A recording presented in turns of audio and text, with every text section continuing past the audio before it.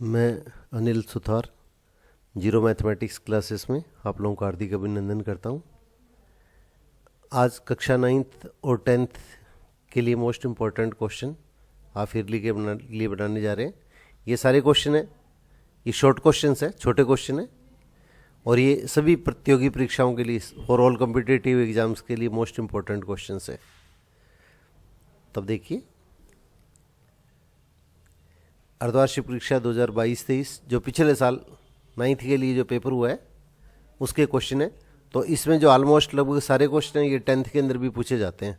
एक दो क्वेश्चन को छोड़ के लगभग सारे के सारे क्वेश्चन है वो 10th में ही पूछे जाते हैं। तो ये क्लास है वो 9th और 10th दोनों के विद्यार्थी है वो जरूर देखिएगा, क्योंकि इसमें ज़्यादातर क्वेश्चन है उसके अंदर का है। सिलेबस 9th का है, ये क्वेश्चन पूछे 10th के अंदर जाते हैं। तो यहाँ पर देखिएगा, जैसे पार्ट ए है, इसका पहला क्वेश्चन दिया है अपरिमेय संख्याएँ होती हैं। इसमें वर्जन दोनों आते हैं, हिंदी इंग्लिश। तो पहले दिया है, ये स्क्रीन पे देखिए आप लोग, अपरिमेय संख्या होती है या इरेशनल नंबर विल बी, ये चार ऑप्शन दे रखे हैं। इनमें से आपको बताना है कि अपरिमेय संख्या या इरेशनल नंबर कौन से होते हैं। तो जो संख्या अपने को बटे में दे रखी है पी बटे क्यू रूप में, तो इसमें परिमेय संख्या कौन सी होती है? ये देखिए पी बटे क्यू, और जहाँ पी और क्यू क्या है, जहाँ पी और क्यू ये पूर्णांक है, और एक शर्त होती है, पूर्णांक इंटीजर को बोलते हैं, वेयर पी और क्यू इंटीजर्स है, पूर्णांक है, और परंतु नीचे जो डिवाइड कर रहे हैं क्यू वो 0 के बराबर नहीं होना चाहिए। तो इस प्रकार की जो संख्या होती है वो संख्या परिमेय संख्या या रेशनल नंबर कहलाती हैं। ये संख्या परिमेय संख्या या रेशनल नंबर कहलाती हैं, परिमेय संख्या या रेशनल नंबर कहलाती हैं। और जो संख्या परिमेय संख्या के रूप में नहीं लिखी जा सकती, जो संख्या परिमेय संख्या रेशनल नंबर के फॉर्म में नहीं लिखी जा सकती, वो संख्या अपरिमेय या इरेशनल नंबर कहलाती है। तो आगे इसकी जो क्लासें बनाएंगे, इसमें टॉपिक वाइज जिस तरह के क्वेश्चन आते हैं उस पर 20-20, 30-30 क्वेश्चन बना के आप लोगों के साथ में शेयर करेंगे, ताकि इसके अंदर के बोर्ड पर्पज से और आपके एग्जाम के अंदर 9th के जो स्टूडेंट है वो इस चीज़ का लाभ उठा पाएँ। तो आप लोग जो पहली बार जुड़ रहे हैं वो इसके अंदर क्या, कृपया इसके अंदर क्या होगा, ये चैनल है इसके अंदर का, इसको सब्सक्राइब कीजिएगा। और इसके अंदर के अगर आपको क्लास बढ़िया लगे तो निश्चित तौर पे हमारा भी मनोबल बढ़े, तो आपको बढ़िया से बढ़िया क्वालिटी देने की कोशिश करेंगे। हमारा टारगेट यही रहता है कि आपका एक नंबर भी नहीं कट पाए। तो आप अपने साथियों के अंदर भी इसके अंदर के इस क्लास को शेयर कीजिएगा। और मैं अपने शिक्षक साथियों का हमेशा आभारी रहूँगा जिन्होंने इसके अंदर के इतना इससे मुझे सम्मान दिया और अपने स्टूडेंट्स तक इसके अंदर के ये क्लास पहुँचाई। तो जिन टीचर्स शिक्षक साथियों का मेरे पास में कांटेक्ट में नहीं है, उन तक इसके अंदर का मैं शिक्षक साथियों से अनुरोध करूँगा कोई ये क्लास है उसके अंदर का उन तक पहुँचाएँ, ताकि उन स्कूल के बच्चे और इनके नियर बाय जो भी बच्चे वो इस चीज़ का लाभ उठा पाएँ। तो आज तो इसके अंदर के मेन जो क्वेश्चन आए हुए हैं उन्हीं क्वेश्चनों पर एक क्लास बना रहे। तो 2/4 2/4, तो इसमें देखिएगा जिसमें डिवाइड करते हैं, एक तो कोई भी संख्या क्या है वर्गमूल के रूप में नहीं होनी चाहिए, रूट में नहीं होनी चाहिए, और एक नीचे जिसे डिवाइड करते हैं वो संख्या 0 नहीं होनी चाहिए। इस प्रकार की जो संख्या होती है वो क्या कहलाती है, ये परिमेय संख्या रेशनल नंबर कहलाती है। और अनरूट में देखिएगा 2/4 है, वो क्या होगा, ये परिमेय संख्या होगी। इसी तरह से इसके अंदर के देखिएगा लास्ट ऑप्शन जो है 3/4, ये भी परिमेय संख्या होगी। ये पी का मतलब परिमेय संख्या से ले रहे हैं, परिमेय संख्या, या इसके अंदर क्या होगा, ये रेशनल नंबर। अब देखिएगा √3 है तो वर्गमूल के रूप में आती है। एक संख्या देखिए वर्गमूल 3 दिया है, 3 का रूट, 1 9 का रूट। तो 9 का रूट अपने को बताया कि 9 का वर्गमूल क्या होता है, 3 होता है। तो जिस संख्या का रूट निकाला जा सकता है वो संख्या क्या कहलाती है, परिमेय संख्या या रेशनल नंबर कहलाती है। और 3 का वर्गमूल अपने याद नहीं कर सकते, इसलिए ये संख्या क्या होगी, अपरिमेय संख्या होगी। तो इसका जो ऑप्शन आएगा वो हमारे पास में ये √3 आएगा। अब इसी टाइप से देखिएगा, एक बार बोर्ड में इस तरह का क्वेश्चन पूछा गया था, 75/12 75/12, और इसका रूट दे दिया। अब ये पूछा गया ये संख्या क्या, परिमेय या अपरिमेय, रेशनल है या रेशनल है। तो सबसे पहले इसको सरलतम रूप में हल करना है, सिंप्लीफाई करना है। तो पहले देखिएगा 75 को हम क्या लिख सकते हैं, 25 × 3 बराबर लगा दीजिए बीच में, 25 × 3, और नीचे क्या लिख देंगे, 4 × 3। अब ये रूट का निशान है वो साथ में लगा दीजिएगा। अब ऊपर और नीचे अगर संख्या एक जैसी हो और बीच में अगर गुणा का निशान है, ऊपर नीचे संख्या अगर एक जैसी है और बीच में अगर गुणा का निशान है तो ये संख्या आपस में कैंसिल की जा सकती है। ये चीज़ अपने को ध्यान रखनी है। तो इसका हम हल करेंगे तो हमारे पास में क्या होगा, 25/4। अब 25 का वर्गमूल हमें पता है, 25 का रूट क्या होता है, 5 होता है, और 4 का रूट क्या होता है, 2 होता है। ये रूट या स्क्वायर रूट या वर्गमूल, तो इसका मतलब हमारे पास ये जो संख्या आएगी वो प्रीमियम संख्या है, ये रेशनल नंबर होगी। अब इसमें 1 मिनट के लिए फिर थोड़ा ध्यान दीजिएगा आप लोग। अगर यही संख्या मैं अगर ऐसे लिख देता हूँ 25 + 3, अगर पेपर में जैसे सपोज करो इस टाइप से क्वेश्चन दे दिया गया 25 + 3/4 + 3 और इसका वर्गमूल दे दिया। अब 3 से 3 काट नहीं सकते हम। अगर 3 से 3 काटेंगे तो इसके अंदर का ये क्वेश्चन है उसके अंदर आपका क्रॉस हो जाएगा। ये चीज़ स्पेशली ध्यान रखिएगा। ऊपर नीचे जो संख्या है अंश और हर में, न्यूमरेटर डिनोमिनेटर में, वो जो संख्या है उनके बीच में गुणा का निशान इनटू का साइन नहीं होना चाहिए। उसी स्थिति में इसके अंदर का इसको कैंसिल किया जा सकता है, अदरवाइज इसके अंदर का इसको कैंसिल नहीं किया जा सकता है। इस तरह के कॉन्सेप्ट है वो इसके अंदर कई बार क्या होते हैं, कमज़ोर विद्यार्थी होते हैं या जिनका बेस कमज़ोर होता है, जैसे कोरोना के कारण हो सकता है कई बार ऐसी स्थितियाँ बनती है। तो ये चीज़ अपने को स्पेशली ध्यान रखनी है। अब देखिए नेक्स्ट क्वेश्चन है, उसके अंदर का जो पेपर में दिया गया है बहुत अच्छे क्वेश्चन दिए गए, छोटे छोटे क्वेश्चन है और बिल्कुल इससे मिलते जुलते क्वेश्चन है। वो 10th के अंदर भी पूछे जाते हैं, कम से कम 8-10 क्वेश्चन है उसके अंदर के इस पैटर्न के क्वेश्चन 10th में भी पूछे गए हैं। तो 0.01 को प्रीमियम संख्या में बदलने पर मान होगा। कन्वर्ट करना है इसमें 0.01 को। अब इसको रेशनल फॉर्म में लिखना है। तो आप लोगों को पता है कि दशमलव उठाएंगे तो नीचे क्या आएगा, 1 आएगा।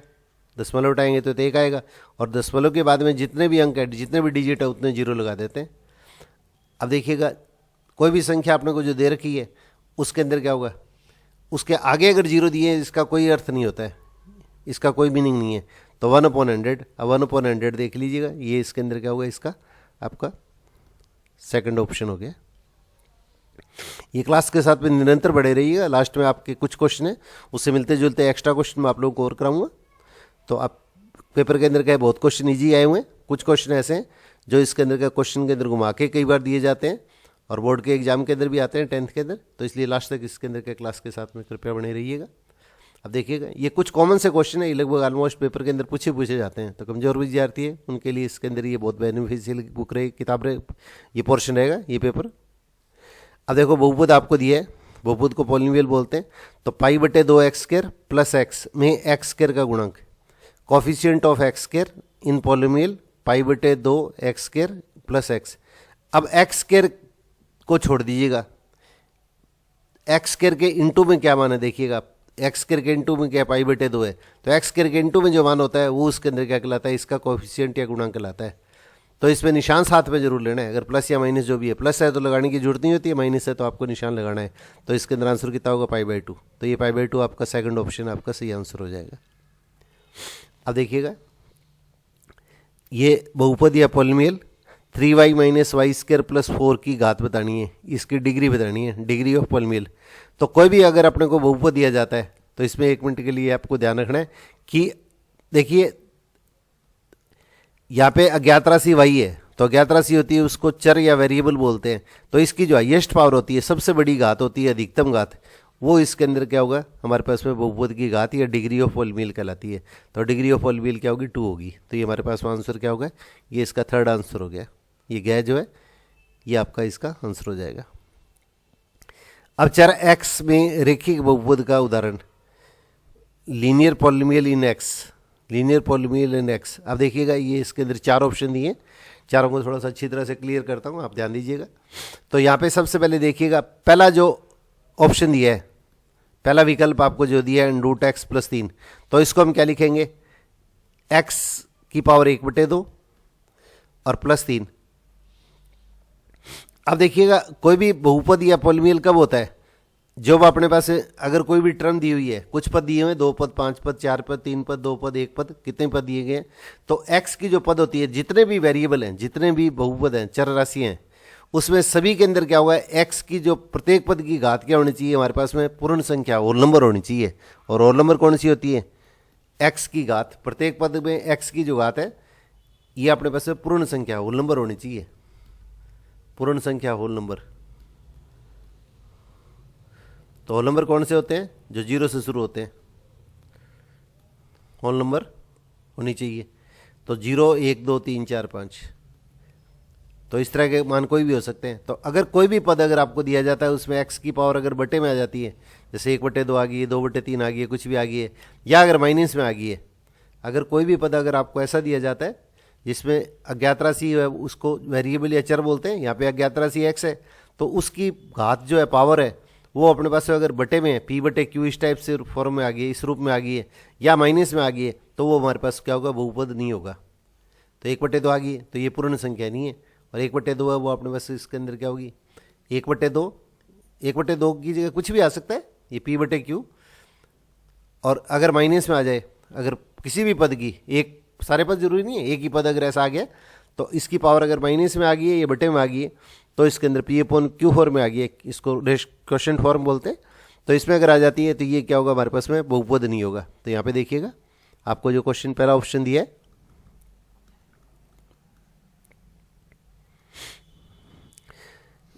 तो रेखिक बहुपद बताना है। तब देखिए अगर x की पावर अगर 1/2 है तो ये हमारे पास में क्या होगा, रेखिक बहुपद को व्यक्त नहीं करेगा। इसका मतलब ये बहुपद नहीं है। क्वेश्चन कई बार ऐसे भी पूछे जाते हैं, तो ये जो दिए हुए इनमें से कौन सा बहुपद नहीं है। अब इसी टाइप से देखिएगा दूसरा क्वेश्चन दिया है, तो यहाँ पे x² + 1/x + 5 दिया है, तो इसको अगर आगे हल करेंगे तो क्या आएगा, देखिएगा x² 1/x को क्या लिखते हैं,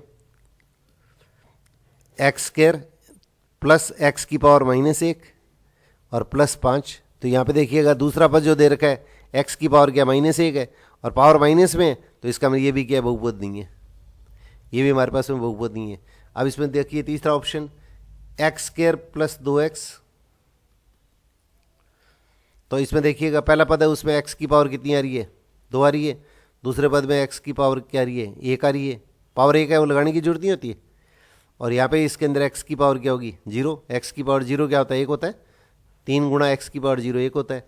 और अपने को क्वेश्चन के अंदर देखिएगा अगर x की हाईएस्ट पावर अगर 2 आती है तो वो हमारे पास में क्या कहलाता है, द्विघात बहुपद कहलाता है। तो ये जो ऑप्शन है ये द्विघात बहुपद होगा। पहला और दूसरा तो बहुपद होगा ही नहीं, पॉलिनोमियल नहीं होगा, और ये द्विघात बहुपद होगा, ये क्वाड्रेटिक पॉलिनोमियल बोलते हैं इसको।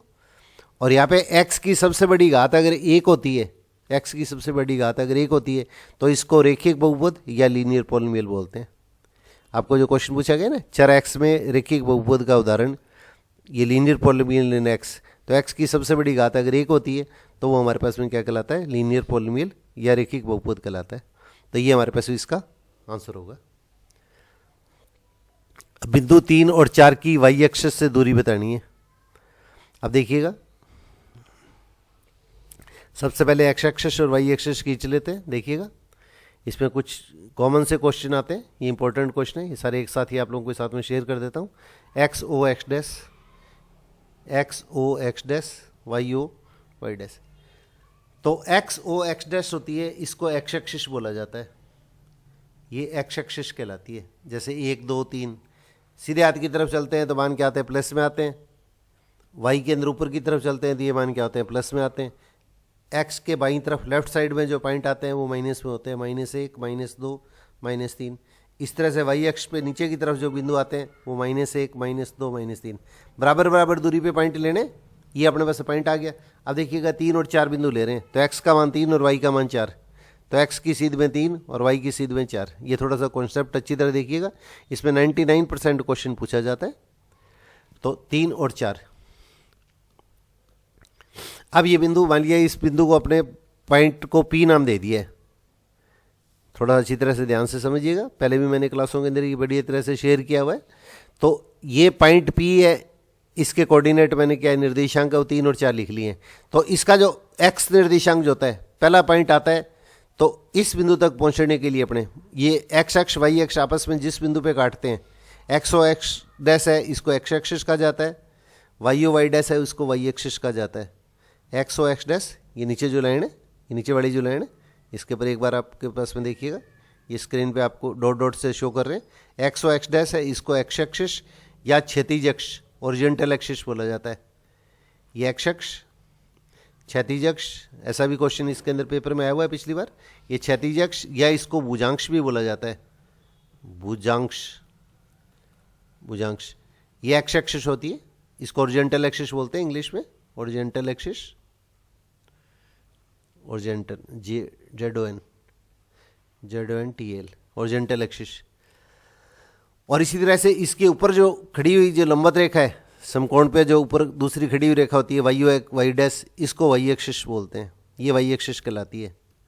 एक्स डैश तो एक्स एक्सिस कहलाती है, इसको ऊर्ध्वाधर एक्सिस वर्टिकल एक्सिस बोला जाता है। वर्टिकल एक्सिस या ऊर्ध्वाधर एक्सिस, ऊपर लिखो ऊर्ध्वाधर एक्सिस, ऊपर दो। तो वाई डैश है, ये वाई एक्सिस बोलते हैं इसे, ये ऊर्ध्वाधर एक्सिस कहलाती है, वर्टिकल एक्सिस। अब इसमें एक चीज, छोटी सी चीज और है, ये यार ध्यान दीजिएगा, इस पे जो क्वेश्चन बनते हैं सारे के सारे आपके साथ में शेयर करने जा रहा हूँ। एक्स अक्ष की जो समीकरण होती है, इक्वेशन होती है, एक्स अक्ष की इक्वेशन ये y बराबर 0 होती है। एक्स अक्ष जो होती है इसकी इक्वेशन है, साइड में लिख दीजिएगा, एक्स अक्ष का समीकरण, इक्वेशन ऑफ एक्स एक्सिस, ये y बराबर 0। और वैसे y एक्सिस का समीकरण क्या होता है, y अक्ष का समीकरण होता है x बराबर 0। ये उल्टे होते हैं, ध्यान रखिएगा। x अक्ष पर हमेशा y का मान 0 होता है, y अक्ष पे हमेशा x का मान 0 होता है। अब जैसे बिंदु P दे रखा है, तो P बिंदु का x निर्देशांक क्या है, 3 है, तो ये इसका भुज कहलाता है, इसको भुज बोलते हैं। भुज इंग्लिश में बोलते हैं एब्सिसा, ABSCICISSA, एब्सिसा।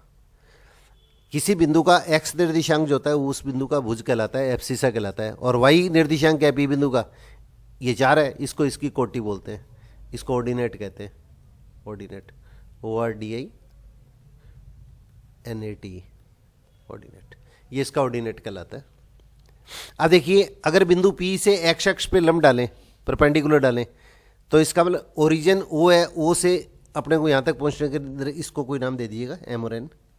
ये बिंदु, इसको M नाम दे दिए, इसको N नाम दे दिया। स्क्रीन पे देखिएगा, तो O से N तक पहुँचेंगे तो x अक्ष की दिशा में अपने को कितना चलना पड़ता है, x अक्ष की दिशा में अपने को 3 इकाई चलना पड़ता है, 3 यूनिट। x अक्ष के लॉन्ग 3 इकाई चलना पड़ता है, और y अक्ष की दिशा में कितना चलना पड़ता है, 4 इकाई चलना पड़ता है। तो अब देखिएगा थोड़ा सा क्वेश्चन के अंदर ध्यान से, तो P बिंदु से x अक्ष के पर लंब डालेंगे, तो ये जो दूरी कितनी होगी, P पॉइंट की x अक्ष से दूरी है वो कितनी होगी, 4 होगी, 4 इकाई। और y अक्ष से दूरी कितनी होगी, 3 इकाई होगी। y अक्ष से दूरी है वो 3 इकाई होगी। तो ये अपने पास में क्वेश्चन आप थोड़ा सा रट ही लीजिएगा, इंपॉर्टेंट क्वेश्चन है। किसी बिंदु की अगर y अक्ष से दूरी पूछी है तो इसका x कोऑर्डिनेट लेना है। किसी बिंदु की y अक्ष से दूरी लेनी है, distance of any point from y axis, तो इसका x कोऑर्डिनेट लेना है। और पॉइंट जो दे रखा है उसका x कोऑर्डिनेट कितना है, 3 है, तो इसके अंदर आंसर कितना आएगा, 3 आएगा। अगर x अक्ष से दूरी पूछेंगे तो x अक्ष से दूरी पूछेंगे तो इसके अंदर क्या आएगा, x अक्ष से दूरी पूछेंगे तो इसके अंदर क्या, ये 4 इकाई या 4, सीधा 4 लिख दीजिएगा, 4 इकाई या 4 यूनिट। ये मोस्ट इंपॉर्टेंट क्वेश्चन है, ये बोर्ड के अंदर भी बहुत ज़्यादा आता है, 10th के अंदर। और 9th के लिए टॉपिक वैसे 9th का है, तो आते ही ये सारे क्वेश्चन 10th बोर्ड के अंदर भी है। अब देखिएगा नेक्स्ट क्वेश्चन, जैसे पॉइंट आपको दे रखा है -4, -3, ये कौन से क्वाड्रेंट, कौन से चतुर्थांश में स्थित है, in which quadrant will the point -4, -3 be located. अब देखिएगा इस चीज़ को थोड़ा सा अच्छी तरह से आपको क्लियर करते हैं, 1 मिनट थोड़ा सा ध्यान दीजिएगा आप। 1 मिनट के लिए डायग्राम द्वारा बना रहे, एक्स अक्ष y अक्ष, X O X dash, Y O Y dash, capital लिखिए X O X dash, Y O Y dash. तो एक्स एक्सिस वाई एक्सिस जिस बिंदु पे काटती हैं, जिस पॉइंट पे आपस में प्रतिच्छेद करती हैं, पॉइंट ऑफ इंटरसेक्शन, तो एक्स अक्ष वाई अक्ष दोनों को क्या कंबाइंड रूप से, संयुक्त रूप से कोऑर्डिनेट एक्सिस या निर्देशांक अक्ष कहते हैं। और दोनों जिस पॉइंट पे काटती हैं उसको ओरिजिन या मूल बिंदु बोला जाता है। ये सारे के सारे क्वेश्चन पेपरों के अंदर पूछे जाते हैं, ये मूल बिंदु या ओरिजिन कहलाता है। अब देखिए, ये फर्स्ट क्वाड्रेंट होता है एक्स ओ वाई, ये फर्स्ट क्वाड्रेंट होता है। अब एक्स डैश ओ वाई ये सेकंड क्वाड्रेंट होता है, द्वितीय चतुर्थांश। ये तीसरा चतुर्थांश होता है X dash O Y dash, और एक्स ओ वाई डैश, ये फोर्थ क्वाड्रेंट होता है। तो फर्स्ट क्वाड्रेंट के अंदर के जितने भी पॉइंट आएंगे उनमें एक्स कोऑर्डिनेट और वाई कोऑर्डिनेट दोनों पॉजिटिव होते हैं। तो प्लस कोमा प्लस लगा दीजिएगा, सीधा ही लगा दो, कोई दिक्कत नहीं है। प्लस प्लस ऊपर लगा दो, ऊपर थोड़ा सा साइड में खुला। इसमें फर्स्ट क्वाड्रेंट में दोनों पॉइंट क्या होते हैं, पॉजिटिव आते हैं। सेकंड क्वाड्रेंट में एक्स कोऑर्डिनेट क्या आता है, नेगेटिव आता है। एक्स क्वाड्रेंट नेगेटिव और वाई कोऑर्डिनेट पॉजिटिव। और थर्ड क्वाड्रेंट के अंदर क्या आता है, दोनों नेगेटिव आते हैं। एक्स की तरफ चलेंगे तो नेगेटिव और वाई की तरफ चलेंगे तो नेगेटिव, तो दोनों बिंदु नेगेटिव होते हैं। और फोर्थ क्वाड्रेंट में एक्स कोऑर्डिनेट तो क्या होता है, पॉजिटिव होता है, और वाई कोऑर्डिनेट अपने पास में क्या होता है, नेगेटिव होता है। अब आपके पास में क्वेश्चन देखिएगा क्या दे रखा है, आपको पॉइंट -4 -3 दिया है, तो दोनों नेगेटिव इसमें होते हैं। इसका मतलब थर्ड क्वाड्रेंट में पहुंचने के लिए हमें क्या करना पड़ता है, दोनों दिशाओं में, एक्स डैश की दिशा में, एक्स की बाईं तरफ लेफ्ट साइड में, और वाई एक्सिस के ऊपर क्या नीचे की तरफ चलना पड़ता है। तो इसलिए हमारे पास ये जो पॉइंट आएगा उसमें क्या होगा, ये थर्ड क्वाड्रेंट में स्थित होगा। तो इस क्वेश्चन का जो आंसर आएगा ये तीसरा ऑप्शन सही होगा, थर्ड चतुर्थांश, तृतीय चतुर्थांश या थर्ड क्वाड्रेंट। अब इसमें एक चीज़ आपको ध्यान रखनी है, एक्स अक्ष पे जितने भी पॉइंट होते हैं, जैसे कोई भी पॉइंट लिया है, जैसे 1 2 3 जैसे बिंदु आया, जैसे सपोज करो 3 है, तो इस बिंदु के निर्देशांक क्या होंगे, इस बिंदु के कोऑर्डिनेट होंगे 3 और 0। इस पॉइंट तक पहुंचने के लिए अपने को एक्स की दिशा में 3 इकाई, इस पॉइंट को राउंड कर दो, हाँ, इस बिंदु तक पहुंचने के लिए अपने को एक्स अक्ष की दिशा में 3, या इधर नीचे 3, इस पॉइंट के कोऑर्डिनेट 3 हो गए। और वाई की दिशा में क्या चलना पड़ा है, वाई की दिशा में चलना ही नहीं पड़ा है, तो इसका मतलब इसका वाई निर्देशांक 0 होगा। इसी तरह से मान लीजिएगा इधर अपने को कोई पॉइंट लेना है, तो 1 2 3 4 5 इस तरह से कोई पॉइंट आ गया, तो इसके अंदर क्या -5 और इसके अंदर वाई कोऑर्डिनेट कितना होगा, 0। तो एक्स अक्ष पे हमेशा क्या होता है, वाई का मान 0 होता है। एक्स अक्ष पे हमेशा वाई का मान 0 होता है। और वाई को क्या बोलते हैं, वाई निर्देशांक है, वो उसकी कोटि कहलाती है। तो एक्स अक्ष पर सदैव क्या होता है, कोटि का मान 0 होता है। ये भी इंपॉर्टेंट क्वेश्चन बनते हैं। एक्स अक्ष पे वाई निर्देशांक 0 होता है, या वाई निर्देशांक को ही हम कोटि बोलते हैं, कोटि या ऑर्डिनेट, तो ये हमेशा क्या होता है, 0 होता है। ऐसी वाई अक्ष पे चलेंगे तो इसमें उल्टा हो जाएगा। जैसे मान लीजिएगा ये कोई पॉइंट हो गया, 1 2 3 4 5 6 आ गया जैसे, तो ये 0 और 6 हो जाएगा। तो 0 और 6 इस तरह से नीचे की तरफ चलते हैं अगर वाई अक्ष पे, तो देखिएगा क्या लिखेंगे। जैसे मान लीजिएगा ये 4 5 पॉइंट चले, तो नीचे की तरफ मान क्या होगा, माइनस में हो गया, तो 0 और -6। तो वाई एक्स पे हमेशा क्या होता है, एक्स निर्देशांक 0 होता है, एक्स कोऑर्डिनेट 0 होता है। और एक्स कोऑर्डिनेट किसी बिंदु का क्या होता है, इसका भुज कहलाता है। इसका मतलब हमारे पास क्या होगा, भुज का मान 0 के बराबर होगा। ये 1 लाइनर टाइप के क्वेश्चन है, इनकी अलग से एक क्लास बना देंगे आपको, तो ताकि इस तरह के जितने भी क्वेश्चन आते हैं तो कहीं भी आपका एक मार्क नंबर भी एक नहीं कटे। ये चीज़ थोड़ा सा स्पेशली ध्यान से करिएगा आप लोग। अब देखिएगा अगला क्वेश्चन जैसे दिया है, एक्स अक्ष पर स्थित बिंदु है, तो एक्स अक्ष पे अपने को पता है क्या होता है, वाई कोऑर्डिनेट 0 होता है। तो वाई कोऑर्डिनेट 0 होता है, तो वाई कोऑर्डिनेट वाई निर्देशांक 0 किसमें, 5 और 0, इसका मतलब ये आपका तीसरा ऑप्शन हो गया। और 0 और 3 अगर पूछा जाता है तो ये एक्स वाई एक्स पे स्थित होगा, ये वाई एक्स पे स्थित होगा, ये वाई एक्स पे स्थित है। आपको एक्स अक्ष पे पूछा है तो अपने पास का आंसर क्या आएगा, 5 0 0 0 कौन सा है, मूल बिंदु है, ये ओरिजिन हो गया। ये एक्स अक्ष वाई एक्स दोनों पे स्थित है, ओरिजिन है वो एक्स अक्ष वाई एक्स दोनों पे स्थित है। और 3 और 2 दोनों पॉजिटिव हैं, तो इसका मतलब ये क्या होगा, प्रथम चतुर्थांश फर्स्ट क्वाड्रेंट में स्थित है, ये फर्स्ट क्वाड्रेंट में स्थित है। अब देखिएगा ये 9th क्वेश्चन जो दे रखा है, X plus Y equal to 6, इसको संतुष्ट करने वाला बिंदु बताना है। Point satisfying the equation X plus Y equal to 6। इस टाइप का जो क्वेश्चन है उसके अंदर के बोर्ड के अंदर अब 2-3 सालों से लगातार आ रहा है, सप्लीमेंट्री में भी आ रहा है, और ये क्वेश्चन अब 9th के अंदर भी आ रहा है। देखिएगा तो X plus Y equal to 6, यहाँ पे साइड में लिख रहे हैं X plus Y equal to 6। अब पहला ऑप्शन दिया देखिएगा 6 और 1, तो एक्स की जगह 6 और वाई की जगह 1 रख दीजिएगा इसमें। तो एक्स की जगह 6 और वाई की जगह 1 रखेंगे तो क्या आएगा, 7 आएगा। ये क्या होगा, राइट हैंड साइड सीधे हाथ में जो 6 दिया है उसके बराबर नहीं है, इसका मतलब ये इसके अंदर के इसको सेटिस्फाई या संतुष्ट नहीं करता है, तो पहला ऑप्शन आपका गलत हो गया। अब इसी टाइप से देखिएगा दूसरा ऑप्शन, तो दूसरे ऑप्शन के अंदर क्या होगा, एक्स की जगह पहला निर्देशांक है वो तो एक्स का मान है, और दूसरा निर्देशांक है वो वाई का मान है। ये इसके निर्देशांक या कोऑर्डिनेट कहलाते हैं, तो दोनों को प्लस करेंगे तो 6, और राइट हैंड साइड क्या दे रखी है अपने को, सीधे हाथ की तरफ है वो दायां पक्ष है, वो भी 6, तो दोनों मान बराबर हो गए। इसका मतलब ये ऑप्शन क्या होगा, आपका सही हो गया।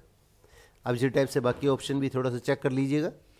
अब एक्स की जगह 2 और वाई की जगह 3 रखेंगे तो क्या आएगा, इक्वेशन आपके पास वही है समीकरण एक्स प्लस वाई बराबर 6, तो एक्स की जगह 2 और वाई की जगह 3 लिखेंगे तो क्या आएगा, 2 और 3 का जोड़ कितना हो गया, 5, ये 6 के बराबर नहीं है, तो इसका मतलब ये भी क्या हो गया, ये गलत हो गया।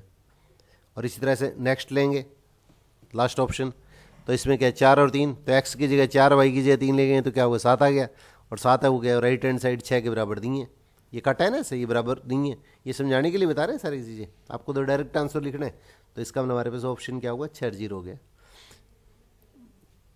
अब देखिएगा नेक्स्ट क्वेश्चन जो है वर्ग 20 से 30, इसका मध्यमान बताना है, इसको क्लास मार्क बोलते हैं, दोनों को प्लस करके इसका मध्य बिंदु निकाल लीजिए मिड पॉइंट, 20 और 30 को प्लस करके इसका आधा कर देंगे तो ये इसका क्लास मार्क या मध्यमान कहलाता है। तो दोनों को प्लस कीजिएगा और इसका आधा कर दीजिएगा, बटे में 2 यहाँ पे भी लगा दीजिएगा, तो दोनों को प्लस किया तो इसके अंदर कितना हो गया 50, 50 का आधा कितना होगा 25, ये आपका पास में आपका आंसर हो गया। ये इसका मध्यमान या इसको वर्ग चिन्ह भी बोलते हैं, एनसीईआरटी में वर्ग चिन्ह लिखा हुआ है, और इसको क्लास मार्क बोलते हैं इंग्लिश में। अब एक पासे को फेंकने पर, ये मोस्ट इंपॉर्टेंट क्वेश्चन है, थोड़ा ध्यान दीजिएगा, एक पासे को एक डाइस है इसको फेंकते हैं तो इस पर सम संख्या इवन अंक सम अंक आने की प्रायिकता बतानी है, the probability of getting an even number when a dice, ये DIC ही होता है, dice is throne, DIC dice is throne. तब देखिएगा एक पासा है, एक डाइस है, उस पर नंबर कौन कौन से होते हैं 1 2 3 4 5 6 अंक होते हैं, कुल अंक अपने पास पासे के ऊपर जैसे सांप सीढ़ी लूडा वगैरह खेलते हैं तो इस पर 6 अंक होते हैं, कुल अंक ये हो गए। और इसमें सम अंक कौन कौन से 2 4 और 6, और अपने को किसी भी चीज़ की प्रोबेबिलिटी या प्रायिकता निकालनी है तो इसमें क्या होता है जो चीज़ अपने को ज्ञात कर दी है उसको तो ऊपर लिखते हैं, तो ज्ञात करनी है वो चीज़ तो 3 होगी, और नीचे कुल अंक क्या हो गए ये अपने उसके 6 हो गए, ये इसकी प्रायिकता या प्रोबेबिलिटी कहलाती है। तो इसको काट दीजिएगा तो 1/2, तो यहाँ पे जो क्वेश्चन है उसके अंदर का इसका आंसर क्या हो जाएगा 1/2 हो जाएगा। अब देखिएगा ये क्वेश्चन बोर्ड के अंदर का इस तरह से भी पूछा हुआ है, अब 1/2 है, एक मिनट इसको 1/2 को नीचे लिखिएगा, 1/2 यहाँ पे साइड में 1/2। अब इसको अगर 5 से ऊपर नीचे गुणा कर दें तो बराबर क्या हो गया, 5 से ऊपर और 5 से नीचे गुणा कर दिया तो ऊपर तो आ गया 5, नीचे आ गया 10।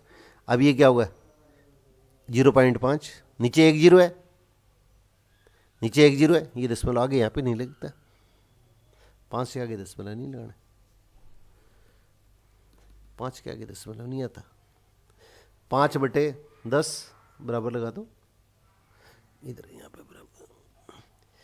अब नीचे 1 0 है तो इसके अंदर क्या होगा ये 5 आ गया, तो 5 के आगे एक अंक पहले राइट साइड से सीधे हाथ से एक अंक पहले इसके अंदर डेसिमल लगा देंगे, तो इसके अंदर क्या होगा, और ये 5 लगा दो, ये नीचे वाला 0 कटेगा, यहाँ डेसिमल नहीं लगेगा, डेसिमल यहाँ पे लगेगा, 5/10 देखिएगा।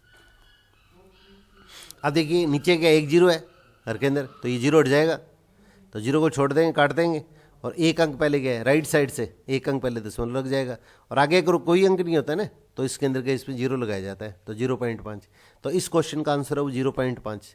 तो कई बार पेपर के अंदर क्या होगा इसको आंसर इस तरह से भी दिया जाता है। अब एक देखिएगा एक बार पेपर के अंदर का ये क्वेश्चन इस टाइप से भी पूछा गया था, 1/2 को क्या लिख देंगे, देखिएगा 1/2, तो इसमें पहले 5 से ऊपर नीचे गुणा किया था तो कितना आया था, 5 से ऊपर नीचे गुणा किया था तो 5/10 आया था। अब ऊपर नीचे 1 0 और लगा दीजिएगा, इसका मतलब 10 से और गुणा कर दीजिएगा, तो 10 से और गुणा कर दिया तो इसका मतलब ऊपर तो क्या होगा 50 आ गया, और नीचे कितना होगा 100 आ गया। अब हर के अंदर जब डिनोमिनेटर में 100 होता है तो इस 100 को हटा दीजिएगा, तो ये जो मान होता है वो 50% होता है, ये मान जो होता है ये 50% होता है। तो नीचे वाली जो संख्या है इसको हटा देते हैं, नीचे वाली जो संख्या अगर हटा देंगे तो इसका ये मान क्या होगा 50% हो गया। तो इस तरह का अगर बाई चांस क्वेश्चन पूछा जाता है, एक ऑप्शन आपको 1/2 दे दिया है, एक ऑप्शन है वो आपको 0.5 दे दिया है, और एक ऑप्शन 50% दे दिया है, तो इसका आंसर क्या होगा उपयुक्त सभी होगा। तो इस तरह के जो क्वेश्चन है वो क्वेश्चन के अंदर हमेशा ध्यान दीजिएगा। अगर अच्छे लेवल का पेपर आता है, जैसे 10th के अंदर कई बार पेपर में ऐसे क्वेश्चन पूछे हुए हैं, तो इसलिए आपको स्पेशली ये ध्यान रखना है। अब नेक्स्ट क्वेश्चन देखिएगा जो सेकंड क्वेश्चन है, तो निर्देशांक अक्षों का प्रतिच्छेद बिंदु, दोनों बिंदु रेखाएं आपस में जिस बिंदु पे काटती हैं वो इसका प्रतिच्छेद बिंदु कहलाता है, तो इसको मूल बिंदु बोलते हैं। Point of intersection of coordinate axis is called origin, ये ओरिजिन हो गया। और एक्स अक्ष वाई अक्ष दोनों एक्सिस जो होती है इसको निर्देशांक अक्ष या कोऑर्डिनेट एक्सिस कहते हैं।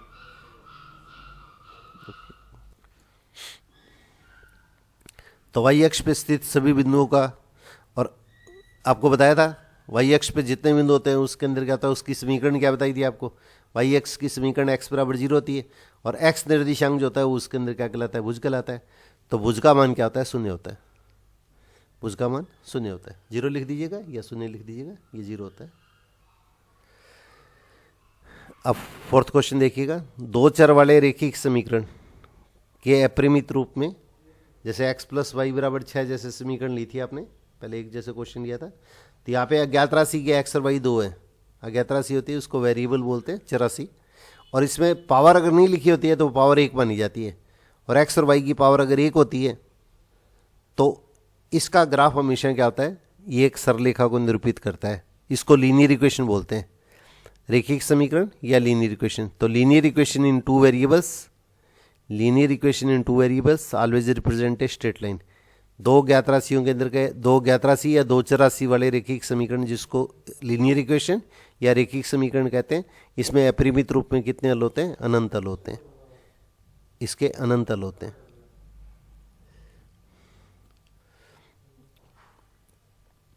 इनफाइनाइट सॉल्यूशंस, ये आपको नेक्स्ट क्लास बढ़ाएंगे, उसमें आप लोग को ये थोड़ा सा डिटेल के अंदर मैं शेयर कर दूंगा आप लोगों के साथ में। अब देखो y बराबर एक सदैव, अब वापस देखिएगा एक बार ग्राफ आपको समझाने के लिए फिर बता रहा हूँ मैं, देखिएगा एक्स एक्स वाई एक्स ले लीजिएगा, X X Y X, X O X dash Y O Y dash, पूरा लिख लो, वाई ओ वाई डैश। अब एक्स एक्स की समीकरण y बराबर 0 होती है, या नीचे लिख दो, ये नीचे इसी के नीचे लिख दो ना, एक्स एक्स की समीकरण y बराबर 0 या y बराबर 0। अब एक्स एक्स के समानांतर पैरेलल जो लाइन होती है उसकी समीकरण क्या होती है, y बराबर ही कुछ होती है, हमेशा ध्यान रखिएगा। ये y बराबर, जैसे ये पॉइंट 1 है, ये पॉइंट 1 है, तो इस बिंदु से जाने वाली एक्स एक्स के समानांतर रेखा होगी, उसकी समीकरण क्या होगी, y बराबर 1 होगी। अगर ऊपर की तरफ जाती है तो ये प्लस होगी, तो एक्स एक्स की समीकरण y बराबर 0, इसके समानांतर रेखा की समीकरण y बराबर, अगर ये बिंदु 1 से जाती है तो y बराबर 1 हो जाएगी, तो ये y बराबर 1 लिख लो, y बराबर 1। और अगर ये नीचे से जाती है तो इसके अंदर क्या लिख देंगे, इसको y बराबर -1 लिख देंगे।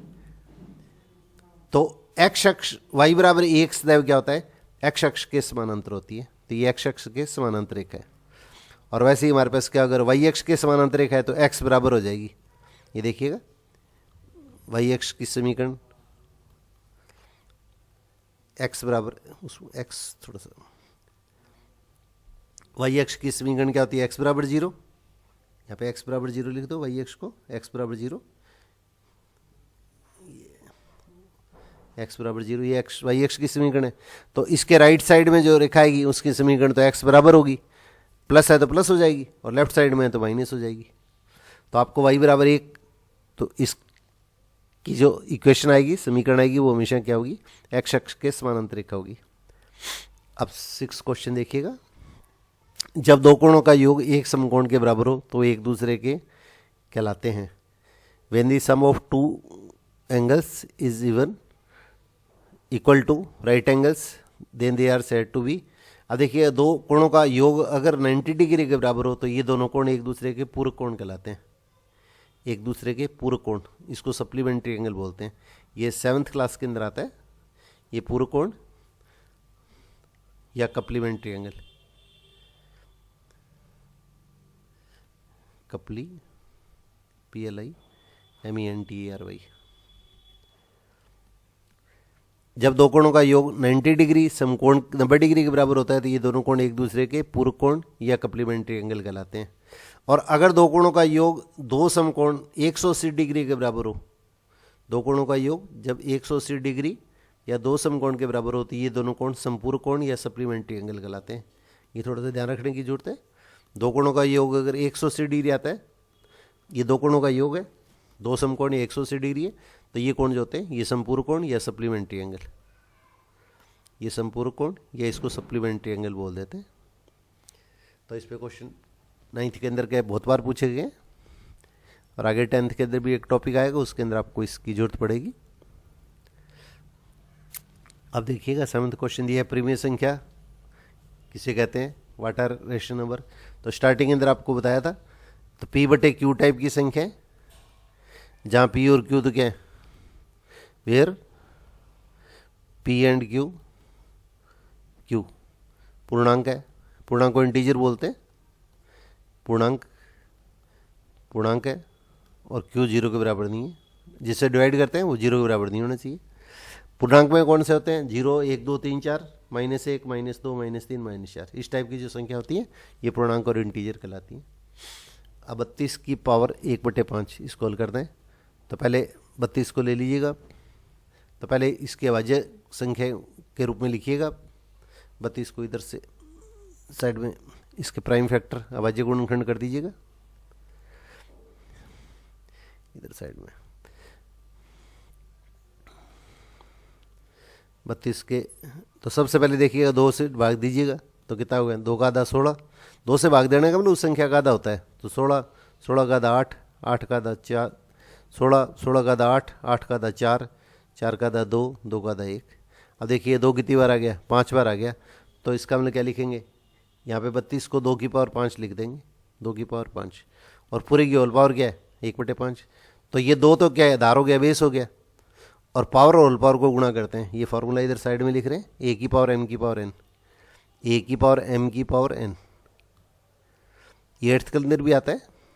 तो बेस तो ए हो गया, आधार तो ए हो गया, और पावर और होल पावर को आपस में मल्टीप्लाई कर देते हैं। तो इसके अंदर देखिएगा 2 तो आधार है, ये तो इसको सीधा लिख दीजिएगा, ब्रैकेट डाल दीजिएगा, ब्रैकेट डाल दीजिएगा, और पावर क्या है? 5 और 1/5 को आपस में मल्टीप्लाई कर दो, गुणा कर दो। तो 5 से 1/5 कट गया, तो 2 की पावर 1, और किसी भी संख्या की पावर 1 होती है तो लगाने की जरूरत नहीं है। तो इसके अंदर आंसर कितना हो गया? 2 हो गया। अब इसी टाइप से देखिएगा नेक्स्ट क्वेश्चन जो दिया है, एक घात वाले बहुपद को कहते हैं। नहीं, पहले 9th क्वेश्चन देखिएगा, ये सर्वसमीका दी हुई है, आइडेंटिटी x - 4 का होल स्क्वायर। तो a + b का होल स्क्वायर, a - b का होल स्क्वायर, ये 4 आइडेंटिटी होती है मानक सर्वसमीका है। तो x - 4 का होल स्क्वायर, तो पहले सर्वसमीका ही लिख देते हैं, यहाँ पे नीचे लिख लो, a + b का होल स्क्वायर।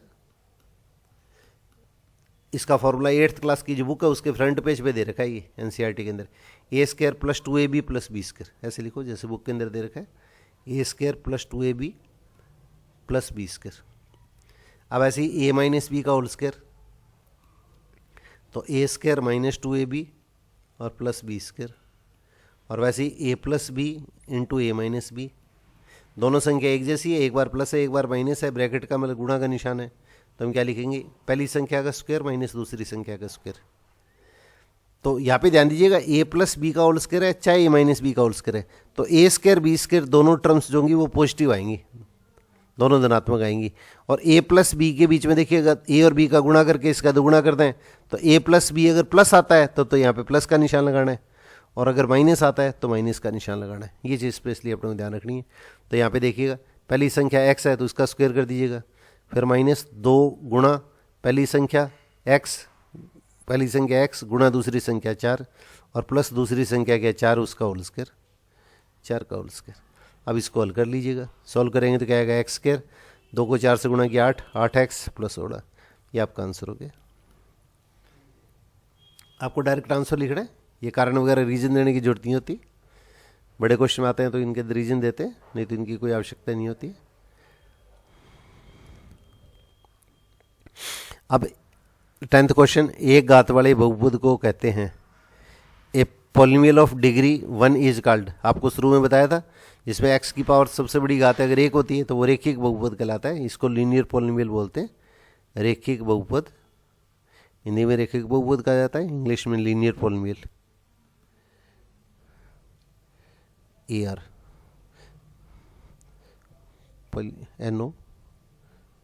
NOMIAL।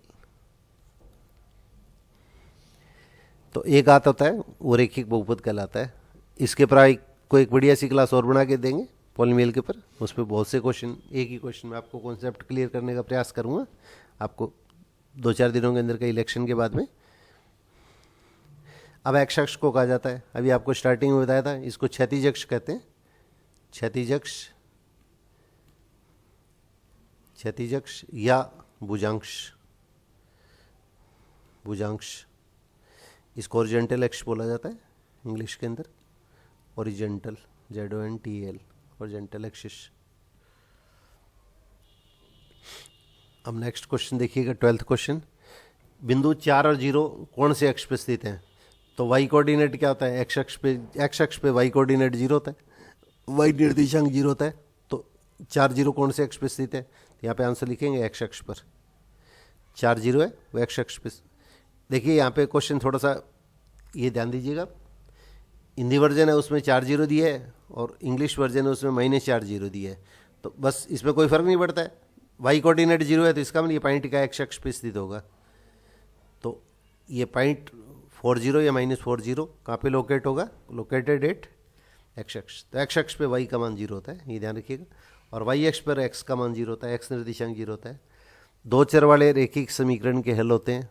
तो 2 चर वाले रेखिक समीकरण के हल, अभी आप लोगों को जैसे बताया था x + y = 6, तो इसके हल कितने होते हैं? x + y = 6 या कुछ भी है। तो जैसे देखिएगा इस तरह का क्वेश्चन भी इसमें पूछा जाता है, आपके सिलेबस के अंदर आता है। जैसे x और y टेबल बनाओ, x और y जैसे टेबल बना ली, x और y। अब x का मान अगर 0 लेंगे तो y का मान क्या आएगा? 6। x का मान 1 लेंगे तो y का मान 5। ये दोनों का सम कितना होगा? योग कितना होगा? 6 आ गया जो दिया हुआ है। तो x का मान 2 है तो y का मान 4, 3 है तो 3, x का मान 4 है तो y का मान 2, x का मान 5 है तो इसके अंदर मान कितना होगा? 1। इस तरह से इसके अंदर मान कितने ले सकते हैं? अनंत मान ले सकते हैं। तो इसका आंसर क्या होगा? अनंत, इनफाइनाइट आ गया।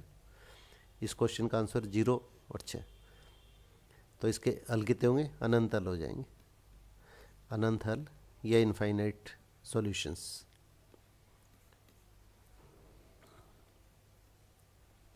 अब 14th क्वेश्चन देखिएगा।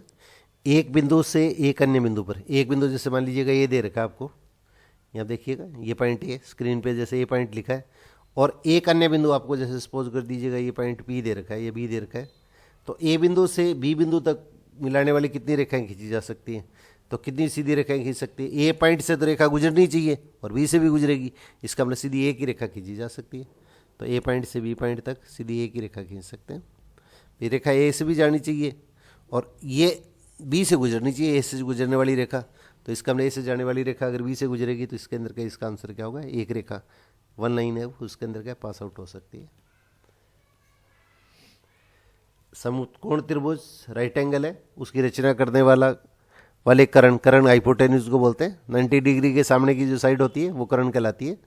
तो के अलावा क्या आवश्यक है? तो एक अन्य भुजा की आवश्यकता है। तो एक भुजा, एक अन्य भुजा। तो समकोण त्रिभुज आपको 90 डिग्री दे ही रखा है, कर्ण भी दे रखा है, हाइपोटेन्यूज राइट एंगल भी दे रखा है। तो एक अन्य भुजा अपने पास आपको जरूरी है, कोई भी एक अन्य भुजा है, कर्ण के अलावा कोई भी एक अन्य भुजा है वो अपने पास में आवश्यक है। तो फिर इसके अंदर समकोण त्रिभुज राइट एंगल है, उसकी कंस्ट्रक्शन रचना की जा सकती है। सबसे अधिक बार आने वाला प्रेक्षण ऑब्जर्वेशन कहलाता है। The test of occurrence most frequency, बार बार आता है, सबसे ज़्यादा बार आता है, वो उसका बहुलक या मोड कहलाता है। वो इसका बहुलक या मोड कहलाता है, ये बहुलक या मोड कहलाता है। इंग्लिश में मोड बोल देते हैं, MOD। किसी घटना के घटित होने की प्रायिकता किस संख्या के बीच में होनी चाहिए? अब देखिएगा, मान लीजिएगा कोई भी घटना जो घटित होती है उसको अपने ये नाम दे दिया या ई नाम दे दिया है, ये तो घटना होगी। जैसे सिक्का फेंकते हैं या अपने परीक्षा में बैठते हैं, वो ये घटना होगी, ये घटना होगी, इसको इवेंट बोलते हैं। और इसकी प्रायिकता जो होती है इसको पी लिख देते हैं, बार पी लगा देते हैं। पी का मतलब प्रोबेबिलिटी प्रायिकता को बोलते हैं। तो इसका मान क्या होता है? 0 और 0 से बड़ा और 1 और 1 से छोटा होता है। 0 और 0 से बड़ा, 1 और 1 से छोटा होता है। तो किसी भी घटना के घटित होने की प्रायिकता क्या होगी? घटित होने की प्रायिकता किसके बीच में होती है? 0 और 0 से बड़ी और 1 और 1 से छोटी होती है। अगर आपको ये पूछा जाता है कि असंभव घटना की प्रायिकता बताइएगा, तो असंभव घटना कौन सी होती है? Impossible event. एक तो होती है असंभव, एक होती है संभव घटना। तो असंभव घटना, तो इसकी प्रोबेबिलिटी क्या होती है? हमेशा 0 होती है। इसका मतलब किसी भी हालत में ये घटना घटित नहीं होगी, इसकी प्रायिकता है वो 0 होगी। और संभव घटना, इसका मतलब हर हालत में कोई घटना घटित होगी। कोई भी घटना निश्चित तौर पे अगर घटित होती है तो वो श्योर इवेंट, वो तो इम्पॉसिबल इवेंट होगी ऊपर वाली, और नीचे वाली संभव, ये श्योर इवेंट होगी। तो इसकी प्रायिकता हमेशा क्या होती है? प्रोबेबिलिटी 1 होती है। तो घटना हमेशा क्या, उसकी प्रोबेबिलिटी 0 और 0 से बड़ी और 1 और 1 से छोटी होती है। तो ये क्लास थोड़ी सी ज़्यादा लंबी नहीं हो, तो इसलिए इसके अंदर का इसका सेकंड पार्ट है, वो आप लोगों के साथ में इसके अंदर क्या होगा 1-2 दिनों के अंदर बना के शेयर करेंगे। तो ये क्लास मैंने अपने शिक्षक साथियों का भी सहयोग चाहूँगा कि वो अपने बच्चों तक इसके अंदर, और जिन बच्चों के अंदर जो मेरे अप्रोच में नहीं है उन तक मेरी कृपया करके इसके अंदर का ये क्लास है वो शेयर कीजिएगा, तभी 11 दिसंबर को होने वाली हाफ ईयरली एग्जाम है उनके अंदर का उन चीज़ों को इनका लाभ मिल पाए। और इसके जो शुरुआती जो टॉपिक है, छोटे क्वेश्चन है, वो लगभग 9th और 10th में कॉमन से क्वेश्चन है, तो इसलिए 9th और 10th के क्वेश्चन है उसके अंदर के सारे विद्यार्थी उनके अंदर साथ में शेयर कीजिएगा आप लोग, और सभी बच्चे हैं उसके अंदर के इस क्लास को अपने साथियों के अंदर भी शेयर कीजिएगा। तो अगर आप लोगों को ये क्लास पसंद आती है तो निश्चित तौर पे इसको लाइक भी कीजिएगा और शेयर भी कीजिएगा। और अगर आपको किसी भी टाइप के टॉपिक में प्रॉब्लम आती है तो इसके अंदर के कमेंट्स बॉक्स में लिखिएगा, या किसी क्वेश्चन में अगर प्रॉब्लम आती है तो मेरा प्रयास रहेगा हिंदी इंग्लिश मीडियम दोनों के अंदर क्या होगा ये क्लास है उसके अंदर, इसलिए क्लास अब थोड़ी लंबी हो जाती है। तो आप लोगों से इसी सहयोग की आशा के साथ में ऑल द बेस्ट।